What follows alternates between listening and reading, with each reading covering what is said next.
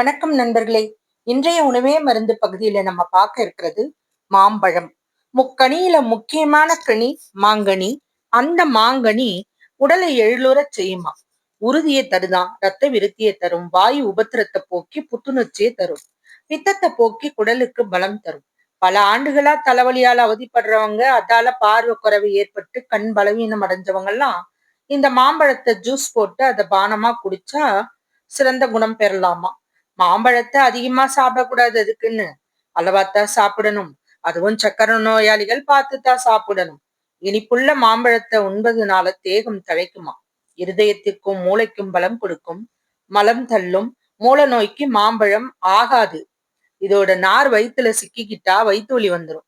மாம்பழத்துல பாத்தீங்கன்னா நீர், சர்க்கரை பொருட்கள், அமிலம், புரதம், கொழுப்பு, விட்டமின்கள், தாது உப்புக்கள், நிறமேற்றிகள், மணப்பொருட்கள் ஆகிய எல்லாமே அடங்கி இருக்கு. இதுல நீரும் மாவு பொருட்களும் பெரும்பங்கு வகிச்சாலும் புரதம், கொழுப்பை தவிர்த்த மற்ற பொருட்கள் இதன் உணவு மதிப்பை உயர்த்துவதற்கு காரணமா இருக்கு. மாம்பழத்துல பாத்தீங்கன்னா மேல் தோல், சதை, கொட்டைன்னு 3 பங்கா இருக்கு.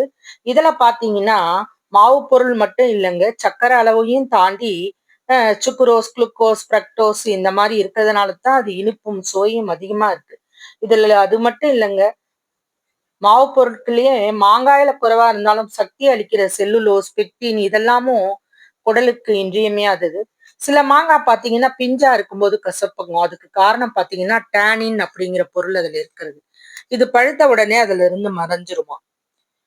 குளுக்கோஸ்ல அமினோ அமிலங்கள் இருக்கு, விட்டமின் ஏ நிறைய இருக்கு, தையமின், ரிபோஃப்ளாவின், நியாசின் இது எல்லாமே இருக்கு. அதனாலதான் கரட்டின் பாத்தீங்கன்னா இதுல மஞ்சள் நிறம் கொண்டது.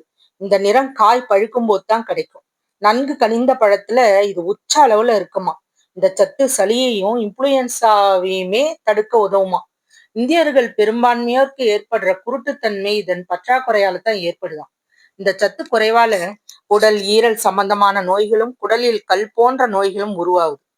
இதுக்கு அதனாலதான் இதுல கெரட்டின் அதிகமாக இருக்கிற விட்டமின் ஏ, பி இதெல்லாம் கலந்து இருக்கிற மஞ்சள் நிறமுடைய காய்கறியில நிறைய சாப்பிட சொல்றாங்க. கேரட் அந்த மாதிரி.